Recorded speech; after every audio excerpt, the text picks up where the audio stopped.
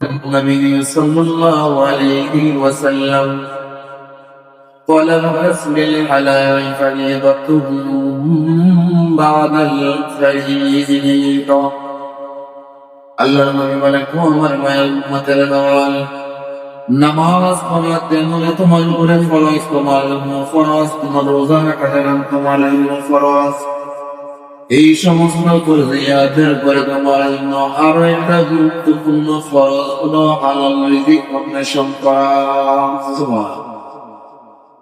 আমাদের কাজ হলো চেষ্টা কর, ব্যবস্থা করবেন কে?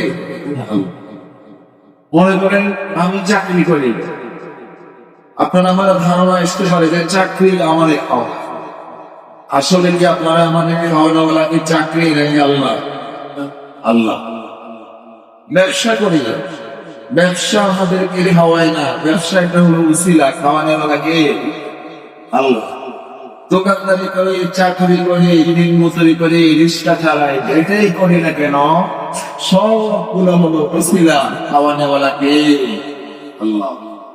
আল্লাহ বলেন يا عبادي كلكم جائع إلا من أطعمته فاستطعموني أطعمتكم আল্লাহ বলেন ও প্রিয় মুসলমান বান্দারা, আল্লাহ তোমরা সকলেই হলো ক্ষুধার্ত, আমি রব্বুল আলামিন যারে খাওয়াই এবং সেই খাইতে পারে, যারে আমি খাওয়াই না সেই খাইতে পারে না।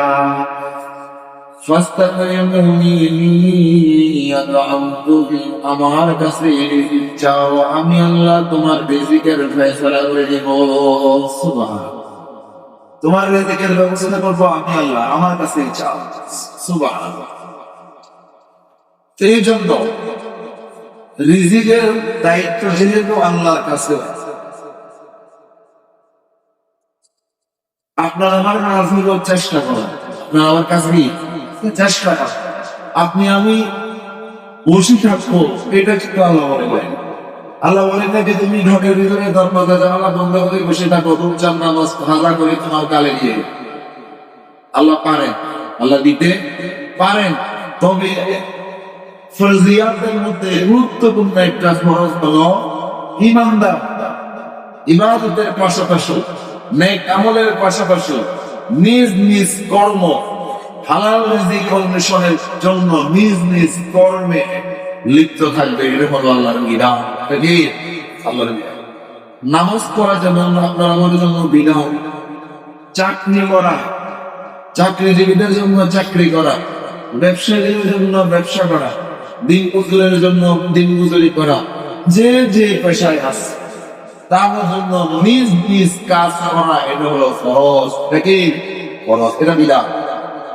যদি আজ করতে পারি, কাজের মাধ্যমে আল্লাহ আপনার আমার রিজিকের ফয়সালা করে দিবেন। যারা আহমদুল্লাহ, যাদের জ্ঞান আছে, তারা বুঝে, যদিও নাকি দেখা যায় চাকরির মাধ্যমে আমি চলতে পারতেছি, কিন্তু চাকরি হলো আমার উসিলা, আমার রিজিকের ফয়সালা করেন চাকরির মাধ্যমে গিয়ে। আর যাদের জ্ঞানের অভাব, তারা মনে করেন ভাগ্যের চাকরিটা আছে বলে, নাইলে তো না খাই, নাইলে কি না খাই না, যেটা আল্লাহ আছে সেই দোকানটা আছে, যদি দোকানটা না থাকতো তাহলে কি অভাবে বানাবে না। আজ পর্যন্ত কোনো মানুষ না খাই মরে নেই, বরং তো খাইয়ে বসে বেশি খাই, ঠিক আছে মারা গেছে, কিন্তু না খাই একজন মানুষ কি দেয় নাই, মারা যায়। একটা সময় মানুষ এত খাবার খায় নেই, এখন যত রকমের খাবার খায়, এক এক খাবারের এক এক দাম, এক এক খাবারের এক এক দাম। যাই হোক, সব খাবার আপনার আমার জন্য ব্যবস্থা করতেছেন কে? উদাহরণস্বরূপ মনে করেন একজন আল্লাহর বান্দা একজন আলেমকে দাওয়াত দিছে, আলেম রেখে দিছে, দাওয়াত দিছে মেহমানদারি। এখন হুজুর সাহেব দাওয়াত খাইতে গেছে, সাথে করে তার ছোট বাচ্চাটাকেও নিয়ে গেছে। যে আল্লাহর বান্দা দাওয়াত দিছে তার ঘরে আমার পুরুষ নেই, ঘরে ঘরে বলি পুরুষ নেই। এখন আল্লাহর মধ্যে চিন্তা করলো আমি এক মহিলা মানুষ, আমারও বলতে পর্দা করা ফরজ।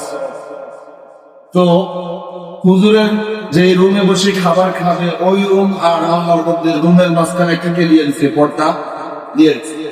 পর্দা দিয়া পর্দার নিচে দিয়া আল্লাহর মধ্যে পোলাওয়ের পাটি, গোস্তের পাটি, মাছের পাটি পর্দার নিচ দিয়ে দেয়। আর ওইখান থেকে হুজুরের নিয়ে নিয়ে কি করতেছে, খাইয়েছে। কিন্তু হুজুরের ছোট্ট ছেলে যেটা, এটা না খাই পর্দার দিকে থাকে। কোন দিকে লাগে? পর্দার দিকে লাগে। আর মনে ভাবতেছে এরকম একটা পর্দা যদি আমাদের বাসায়, এরকম একটা পর্দা যদি আমাদের বাসায় থাকতো। হুজুর জিজ্ঞাসা করে কি ব্যাপার, তুমি খাচ্ছ না কেন? বাপু এরকম একটা পর্দা আমাদের বাসায় নিয়ে যাই। কেন? দেখো না কি মূল্যবান পর্দা, পর্দার নিচ দিয়ে কি বাইর হয়, গোস্ত বাইর হয়, পর্দার নিচে দিয়ে কি বাইর হয়, মাছ বাইর হয়। তার মানে ওই ছোট্ট বাচ্চাটার বুঝের অভাব, জ্ঞানের অভাব। পর্দার নিচে দিয়ে খাবার আসে, সে মনে করে খাবারটা কে দিতেছে, পর্দায় দিতেছে। কিন্তু যার কাছে জ্ঞান আছে সে ঠিকই জানে, যদিও নাকি খাবারটা পর্দার নিচ দিয়ে এসেছে, কিন্তু খাবার কি পর্দায় দিতেছে নাকি পর্দার উপায় আরেকজন আছে, আরেকজন ঠিক তেমনি। যদিও নাকি দেখা যায় চাকরি আপনারা আমাদের খাবার দিয়েছে, ব্যবসা আপনার আমার খাবার ব্যবস্থা করেছে, দিন মজুরি, নিজ নিজ পেশা আপনার আমার খাবারের ব্যবস্থা করতেছে। কিন্তু যারা আমার জ্ঞানী, এরা বুঝে এগুলো হলো ওসিলা, সবগুলোর পিছনে একজন আছেন, তিনি কে? আল্লাহ। তিনি আপনার আমার সকলের রিজিকের ফায়দা